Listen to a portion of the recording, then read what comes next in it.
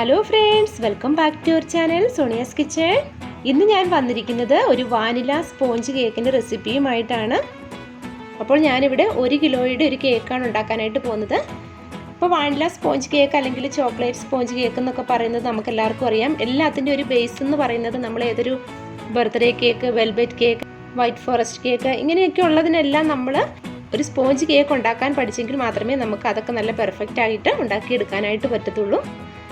അപ്പോൾ ആ ഒരു എല്ലാത്തിൻ്റെയും ഒരു ബേസ് എന്ന് പറയുന്നത് ഒരു സ്പോഞ്ച് കേക്ക് ആയിരിക്കും. അപ്പോൾ അങ്ങനെ ഒരു കേക്കാണ് നമ്മൾ ഇന്ന് ഉണ്ടാക്കാനായിട്ട് പോകുന്നത്.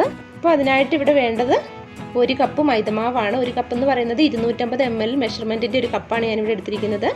നമുക്ക് 2 തരത്തിലുള്ള കപ്പുകൾ കാണും. ചിലപ്പോൾ അത് 240യുടെ അല്ലെങ്കിൽ 250യുടെ അങ്ങനെ 2 മെഷർമെൻറ്റിലുള്ള കപ്പുകളാണ് സാധാരണ നമുക്ക് മേടിക്കാനായിട്ട് കിട്ടാറുള്ളത്. ഇനി ഇതിലേക്ക് 1 ടീസ്പൂൺ ബേക്കിംഗ് പൗഡർ ചേർത്ത് കൊടുക്കാം.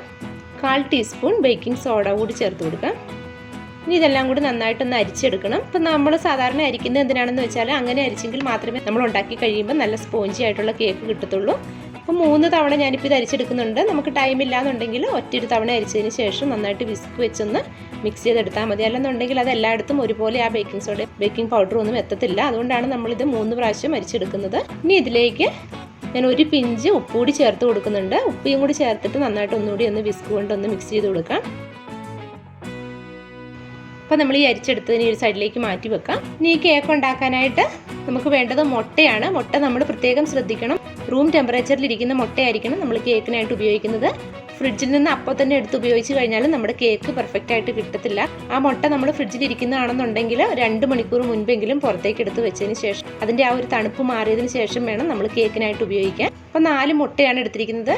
അത്യാവശ്യം വലിപ്പമുള്ള മുട്ടയാണിത്. മുട്ട പൊട്ടിച്ചൊഴിക്കുന്ന പാത്രത്തിൽ ഒട്ടും വെള്ളമയം ഒന്നും ഉണ്ടാവാനായിട്ട് പാടില്ല. നല്ലതായിട്ട് ഡ്രൈ ആയിരിക്കുന്ന പാത്രത്തിൽ വേണം നമ്മൾ ഈ മുട്ട ഒഴിച്ചു കൊടുക്കാനായിട്ട്. അപ്പം മിക്കവർക്കും ഉള്ള ഒരു കംപ്ലൈൻ്റ് ആണ് നമ്മൾ മുട്ട വെച്ച് കേക്ക് ഉണ്ടാക്കുമ്പോഴേക്കും കേക്കിലൊരു ഭയങ്കരമായിട്ട് മുട്ടയുടെ ഒരു സ്മെല്ല് അല്ലെങ്കിൽ ആ ഒരു ടേസ്റ്റൊക്കെ വരുന്നെന്ന്. അപ്പോൾ അത് വരാതിരിക്കാനായിട്ട് നമ്മൾ പല ടെക്നിക്ക് ഉപയോഗിക്കാറുണ്ട്. ഒന്നുകിൽ ഇഞ്ചിയുടെ നീര് ചേർക്കും, അല്ലെങ്കിൽ നാരങ്ങയുടെ അല്ലെങ്കിൽ ഓറഞ്ചിൻ്റെ ആ പുറത്തെ skin, vanilla essence, pineapple essence അങ്ങനെയൊക്കെ ചെയ്ത് കൊടുക്കാറുണ്ട്. അപ്പം ഞാനിതിലേക്ക് ഇപ്പോൾ 1 ഡ്രോപ്പ് പൈനാപ്പിൾ എസൻസ് ആണ് ചേർക്കുന്നത്. പൈനാപ്പിൾ എസൻസ് ചേർക്കുമ്പം പ്രത്യേകം ശ്രദ്ധിക്കണം, ഒരുപാട് അങ്ങായി പോകരുത്. ഇനി ഇതിലേക്ക് 1/2 ടീസ്പൂൺ വാനില എസൻസ് കൂടി ചേർത്ത് കൊടുക്കാം. ഈ 2 കാര്യങ്ങൾ നമ്മൾ ബീറ്റ് ചെയ്യുന്നതിന് മുൻപാണ് ചേർത്ത് കൊടുക്കുന്നത്. ഇനി ഇത് ലോ സ്പീഡിൽ ഇട്ടിട്ട് ബീറ്റ് ചെയ്യാനായിട്ട് തുടങ്ങാം. ഈ മുട്ട നന്നായിട്ട് ബീറ്റ് ചെയ്തെടുക്കണം.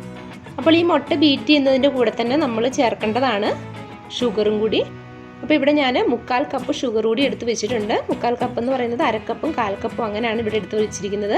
നമുക്ക് ഈ മുട്ട ബീറ്റ് ചെയ്യാനായിട്ട് തുടങ്ങാം. ലോ സ്പീഡിൽ തുടങ്ങി പെട്ടെന്ന് തന്നെ അത് ഫുൾ സ്പീഡിലേക്ക് നമ്മൾ മാറ്റുകയാണ് ചെയ്യുന്നത്. ചെറുതായിട്ട് ഈ എഗ്ഗ് പതഞ്ഞ് വരാൻ തുടങ്ങുമ്പോഴേക്കും ഷുഗർ കൂടി ആഡ് ചെയ്ത് കൊടുക്കാം. ഇവിടെ ഞാനിപ്പോൾ ഐസിങ് ഷുഗർ ഒന്നുമല്ല ചേർക്കുന്നത്. മിക്കവരും ചെയ്യാറുള്ളതെന്ന് വെച്ചാൽ സാധാരണ പഞ്ചസാര പൊടിച്ചെടുത്താണ് ചേർക്കാറുള്ളത്. അപ്പം നമ്മൾ ഒരുപാട് തരിയോടുകൂടിയുള്ള പഞ്ചസാരയാണ് നമ്മുടെ കയ്യിലുള്ളതെന്നുണ്ടെങ്കിൽ അതൊന്ന് മിക്സിയുടെ ജാറിലിട്ടൊന്ന് പൊടിച്ചെടുക്കുക. എന്നിട്ട് വേണം 1/4 കപ്പ് എടുക്കാനായിട്ട്. അതല്ലെന്നുണ്ടെങ്കിൽ സാധാരണ ഷുഗർ ഒരു വലിയ തരി അല്ലാത്ത ഷുഗർ ആണെന്നുണ്ടെങ്കിൽ അങ്ങനെ തന്നെ ചേർത്താൽ മതി. കണ്ടോ, ഇപ്പം ഞാൻ ഇതുപോലുള്ള സാധാരണ തരിയോടുകൂടിയുള്ള ചെറിയ തരിയോടുകൂടിയുള്ള ഷുഗറാണ് ചേർത്തിരിക്കുന്നത്. ഷുഗർ കുറേശ്ശെയായിട്ട് ഇട്ട് കൊടുത്ത് നന്നായിട്ട് തന്നെ ബീറ്റ് ചെയ്തെടുക്കാം. ഇപ്പോൾ ഒരു 5 മിനിറ്റോളം എങ്കിലും നമ്മൾ ബീറ്റ് ചെയ്തെടുക്കണം. 4-5 മിനിറ്റ് കൊണ്ട് തന്നെ എഗ്ഗൊക്കെ നന്നായിട്ട് ബീറ്റായി കിട്ടും. ഇപ്പോൾ ഒരു ഏകദേശം 4 മിനിറ്റൊക്കെ കഴിഞ്ഞിട്ടുണ്ട്. കണ്ടോ, ഈ ഒരു പാകത്തിലായി. എഗ്ഗും ഷുഗർ കൂടി ചേർത്ത് കഴിയുമ്പോഴേക്കും അത് നല്ല ഫ്ലഫി ആയിട്ട് വരും നമ്മൾ ബീറ്റ് ചെയ്ത് വരുമ്പോഴേക്കും. ഇനി ഇതിലേക്ക് 1/2 കപ്പ് ഓയിലൂടെ ചേർക്കുന്നുണ്ട്. സൺഫ്ലവർ ഓയിലാണ് ചേർക്കുന്നത്, വേറെ ഒരു ഓയിൽ നമ്മൾ ചേർക്കരുത്. അപ്പോൾ ഇതിലേക്ക് 1/2 കപ്പ് സൺഫ്ലവർ ഓയിലൂടെ ഒഴിച്ചതിന് ശേഷം ബീറ്റർ വെച്ച് തന്നെ ജസ്റ്റ് ഒന്ന് മിക്സ് ചെയ്ത് കൊടുക്കാം. ഒരുപാട് അങ്ങോട്ട് മിക്സ് ചെയ്യേണ്ട കാര്യമില്ല. അപ്പം വേറെ യാതൊരു തരത്തിലുള്ള എണ്ണകളും നമ്മൾ ഉപയോഗിക്കരുത്. ഒന്നെങ്കിൽ ബട്ടറോ അല്ലെങ്കിൽ സൺഫ്ലവറോ മാത്രമാണ് നമ്മൾ കേക്കിലൊക്കെ യൂസ് ചെയ്യാറുള്ളത്. അപ്പോൾ ഇനി ഡ്രൈ ഇൻഗ്രീഡിയൻസ് ഒക്കെ നമ്മൾ ഇതിലേക്ക് മിക്സ് ചെയ്യാനായിട്ട് പോവുകയാണ്. അപ്പോൾ അതിന് മുൻപായിട്ട് ഓവൻ പ്രീഹീറ്റ് ചെയ്യാനായിട്ട് മറക്കരുത്. ഓവൻ പ്രീഹീറ്റ് ചെയ്യാനായിട്ട് വെക്കുകയാണ്. 10 മിനിറ്റ് ആണ് നമ്മൾ പ്രീഹീറ്റ് ചെയ്തെടുക്കുന്നത്. അപ്പോൾ ഞാനിവിടെ ഓവൻ 180 ഡിഗ്രിയിൽ 10 മിനിറ്റ് പ്രീഹീറ്റ് ചെയ്യാനായിട്ട് വെച്ചിട്ടുണ്ട്. അപ്പോൾ ഇനി ബീറ്റ് ചെയ്ത് വെച്ചിരിക്കുന്ന ഈ എഗ്ഗിലേക്ക് ഡ്രൈ ഇൻഗ്രീഡിയൻസ് ചേർത്ത് കൊടുക്കാം. നമ്മൾ നേരത്തെ മിക്സ് ചെയ്ത് വെച്ചിരിക്കുന്ന മൈദയും അതൊക്കെ ഇനി ഒരു സ്പാച്ചില വെച്ചിട്ട് നന്നായിട്ടൊന്ന് മിക്സ് ചെയ്ത് കൊടുത്താൽ മതി. അതുപോലെ തന്നെ നമ്മൾ ഡ്രൈ ഇൻഗ്രീഡിയൻസ് ചേർത്ത് കഴിയുമ്പം ഒരുപാട് അങ്ങ് കുത്തി ഇളക്കരുത്. അങ്ങനെ ഇളക്കിയാലും നമ്മുടെ കേക്ക് നല്ല സ്പോഞ്ചി ആയിട്ട് കിട്ടത്തില്ല. ഹാൻഡ് മിക്സർ വെച്ച് വേണമെങ്കിലും നമുക്കൊന്ന് ഇത് മിക്സ് ചെയ്തെടുക്കാം. ഏറ്റവും കുറഞ്ഞ സ്പീഡിൽ ഇട്ടിട്ട് വേണം ജസ്റ്റ് ഒന്ന് മിക്സ് ചെയ്യാനേ പാടുള്ളൂ. ഒരുപാട് അങ്ങ് മിക്സ് ചെയ്ത് കൊടുക്കരുത്. അപ്പോഴത്തേക്കും നമ്മുടെ ആ ഒരു എഗ്ഗിൻ്റെ ആ ഫ്ലഫിനെസ് ഒക്കെ അങ്ങ് മാറിപ്പോകും. അപ്പോൾ ഇവിടെ കേക്ക് ബാറ്ററൊക്കെ ഇവിടെ റെഡിയാണിപ്പോൾ. അപ്പോൾ ഞാനിവിടെ 8 ഇഞ്ചിൻ്റെ കേക്ക് മോൾഡ് റെഡിയാക്കി വെച്ചിട്ടുണ്ടായിരുന്നു. ഇതിൽ ബട്ടർ പേപ്പറൊക്കെ ഇട്ട് കൊടുത്ത് റെഡിയാക്കി വെച്ചിരുന്നതാണ് നമ്മളിത് പ്രിപ്പയർ ചെയ്യുന്നതിന് മുൻപ് തന്നെ. ഇനി ഇതിലേക്ക് ഈ കേക്ക് മോൾഡിലേക്ക് നമ്മുടെ ബാറ്റർ ഒഴിച്ച് കൊടുക്കാം. ബട്ടർ ഒഴിച്ച് കൊടുത്തതിന് ശേഷം ജസ്റ്റ് രണ്ടോ മൂന്നോ പ്രാവശ്യം ഒന്ന് ടാപ്പ് ചെയ്ത് കൊടുക്കാം. അതിനകത്തെ ആ എയർ ബബിൾസ് ഒക്കെ ഒന്ന് മാറി കിട്ടാനായിട്ട്. ഇനി പ്രീഹീറ്റ് ചെയ്തിരിക്കുന്ന ഇപ്പോൾ കറക്റ്റ് 10 മിനിറ്റ് ആയിട്ടുണ്ട്. പ്രീഹീറ്റ് ചെയ്തിരിക്കുന്ന ഓവനിലേക്ക് ഈ ബാറ്റർ വെച്ച് കൊടുക്കാം. ഇനി 35 മിനിറ്റ് ആണ് ഞാൻ വെച്ച് കൊടുക്കുന്ന ടൈം എന്ന് വെച്ചാൽ 1 കിലോയുടെ കേക്ക് ബേക്കായി കിട്ടാനായിട്ട് എൻ്റെ ഈ ഓവനിലാണെന്നുണ്ടെങ്കിൽ കറക്റ്റ് 35 മിനിറ്റ് ആണ് എടുക്കുന്നത്. അപ്പം 35 മിനിറ്റ് നേരത്തേക്ക് ഞാൻ ടൈം സെറ്റ് ചെയ്ത് കൊടുക്കുന്നുണ്ട്. അപ്പം 35 മിനിറ്റ് ആയിട്ടുണ്ട്. നമ്മുടെ കേക്കൊക്കെ ഇവിടെ റെഡി ആയിരിക്കുകയാണ്. ഇനി ഇത് പുറത്തേക്ക് എടുക്കാം. ഇതുപോലെ ഒരു ടൂത്ത് പിക്ക് വെച്ച് കുത്തി നോക്കുമ്പോൾ നമുക്ക് അറിയാനായിട്ട് സാധിക്കും. അതിലൊട്ടും പിടിക്കുന്നില്ല എന്നുണ്ടെങ്കിൽ നമ്മുടെ കറക്റ്റായിട്ട് കേക്ക് ബേക്ക് ആയിട്ടുണ്ടെന്നുള്ളതാണ്. അതേസമയത്ത് നമ്മൾ കുത്തുമ്പം അതിലേക്ക് ആ ബാറ്ററിൻ്റെ ഇതുണ്ടെന്നുണ്ടെങ്കിൽ കുറച്ചുകൂടി ബേക്ക് ആവാനുണ്ടാവും. അപ്പം നിങ്ങൾ ഒരല്പം കൂടി അഡ്ജസ്റ്റ് ചെയ്ത് ടൈം വെച്ച് കൊടുക്കണം. ചിലപ്പം മോൾഡിൻ്റെ വലിപ്പം അനുസരിച്ച് ചിലപ്പം ആ ടൈമിങ്ങിലും ചെറുതായിട്ട് വ്യത്യാസം വരാം. 5 മിനിറ്റ് മുൻപോട്ടോ അതുപോലെ തന്നെ 1/2 കിലോയുടെ കേക്കൊക്കെ ആണെന്നുണ്ടെങ്കിൽ ഇത്രയും തന്നെ ടൈം എടുക്കത്തില്ല. ഒരു 20-25 മിനിറ്റ് കൊണ്ട് തന്നെ നമ്മുടെ കേക്ക് റെഡിയായി കിട്ടും. അതേസമയത്ത് നമ്മൾ പാത്രത്തിലാണ് ഉണ്ടാക്കുന്നതെന്നുണ്ടെങ്കിൽ അടുപ്പയിൽ ഗ്യാസ് സ്റ്റോപ്പിൻ്റെ മുകളിൽ വെച്ചാണ് ഉണ്ടാക്കുന്നതെന്നുണ്ടെങ്കിൽ കുറഞ്ഞതൊരു 50 മിനിറ്റെങ്കിലും എടുത്താണ് നമ്മുടെ കേക്ക് റെഡിയായി കിട്ടാറ്.